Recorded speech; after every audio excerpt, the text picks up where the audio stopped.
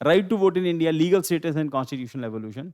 जो students UPSC class कर रहे हैं उन सबको पता है, हम इस टॉपिक को डिस्कस कर चुके हैं, बहुत डिटेल में डिस्कस किया है कि इंडिया के अंदर फंडामेंट राइट की कैटेगरी के अंदर जो है वो राइट टू वोट नहीं आता। और बाद में चल के जो सुप्रीम कोर्ट में है right to speech and expression की एक सेक्शन के साथ इसको जोड़ा, और फिर उसके बाद नोटा की जो है वो इंट्रोडक्शन होती है इंडिया के अंदर। बट अदरवाइज ना तो ये कॉन्स्टिट्यूशनल राइट है और ना ही ये फंडामेंटल राइट की कैटेगरी के अंदर आता है।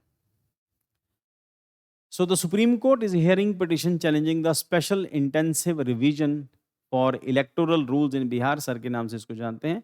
This has sparked debate over the legal status of right to vote in India.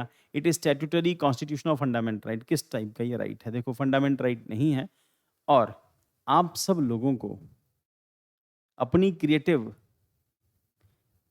या अपनी क्रिएटिविटी से यहाँ पर जब आप इस वीडियो को देख रहे होगे तो वहाँ पर आपको जितने पॉइंट आपके दिमाग में आए आप उसमें कमेंट में जाके मेंशन करना कि why it is not a fundamental right, और अगर ये फंडामेंटल राइट होता तो इसके कॉन्सिक्वेंसेस क्या क्या हो सकते थे, इसकी इम्प्लीकेशंस क्या हो सकती थी, नेगेटिव इम्पैक्ट्स इसके क्या हो सकते थे, क्यों कॉन्स्टिट्यूशन मेकर्स ने इसको फंडामेंटल राइट नहीं बनाया। कोई तो रीज़न रहा होगा। आप सभी लोग, जितने भी लोग हैं जो इसको देखोगे, जब भी आप ये क्वेश्चन सुनो तो अपने दिमाग में पहले कागज़ पेन लेके जो भी आपके दिमाग में, वो आपकी क्रिएटिविटी है।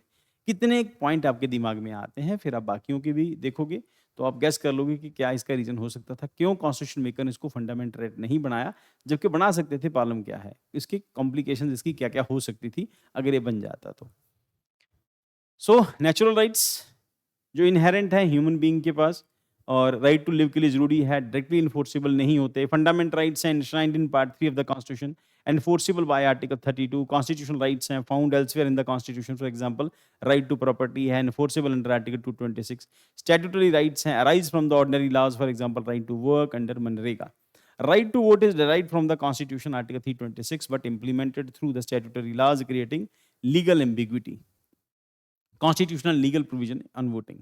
Constitutional bias है, article 326 provide for universal adult franchise, 18 साल प्लस के लोग वोट कर सकते हैं, with exceptions based on the disqualification by law.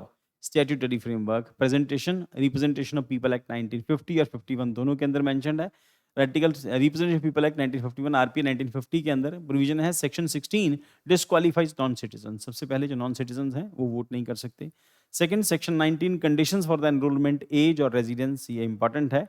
As, अब रेजिडेंस, रेजिडेंस का मतलब एक स्टेट का आदमी दूसरी स्टेट में जाके वोट नहीं कर सकता, एक कॉन्स्टिट्यूंसी का आदमी दूसरी कॉन्स्टिट्यूंसी में वोट नहीं कर सकता। आप इंडियन सिटीजन, इसका मतलब इंडियन, इंडिया के किसी भी हिस्से में जाके वोट कर सकते हैं, जहाँ के आप रेजिडेंट हैं वहीं वोट कर सकते हैं, चाहे वो विधानसभा का इलेक्शन हो, चाहे लोकसभा का इलेक्शन हो, चाहे वो लोकल बॉडीज़ का इलेक्शन हो।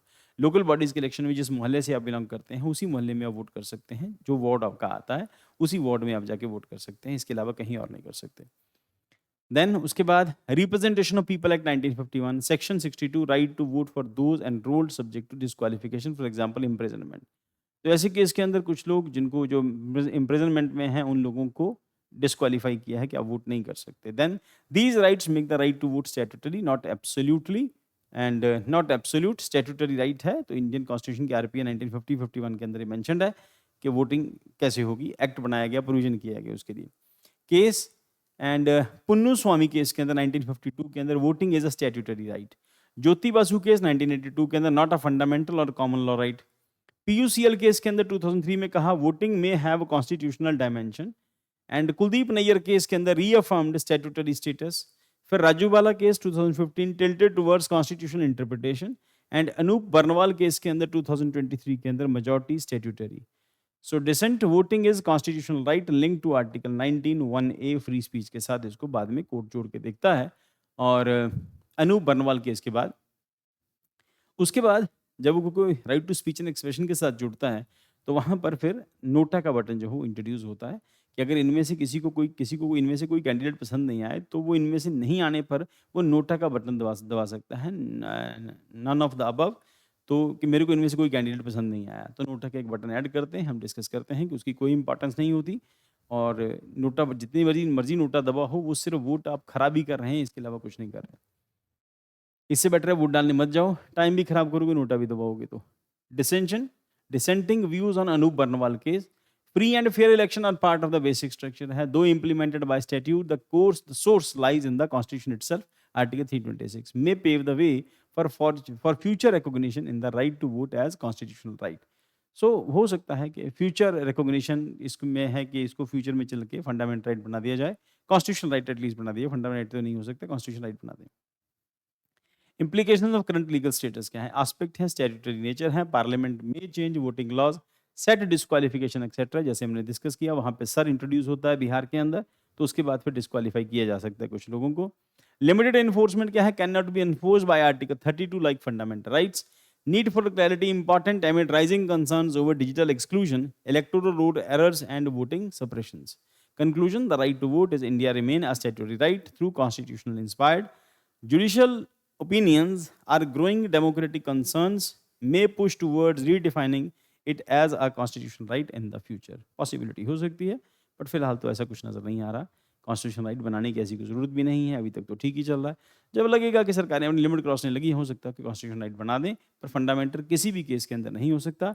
फंडामेंटल नहीं हो सकता, मैंने कहा कि आप सोचो क्यों फंडामेंटल राइट नहीं हो सकता, कमेंट करो, बाद में हम क्लास में डिस्कस कर सकते हैं या फिर बाद में आंसर कर सकते हैं कि क्यों नहीं किया गया, जान के नहीं किया गया, इसके मिसयूज़ हो सकते थे, क्या-क्या हो सकते हैं, आप सिर्फ सोचना है आपको और यहाँ पे लिखना है।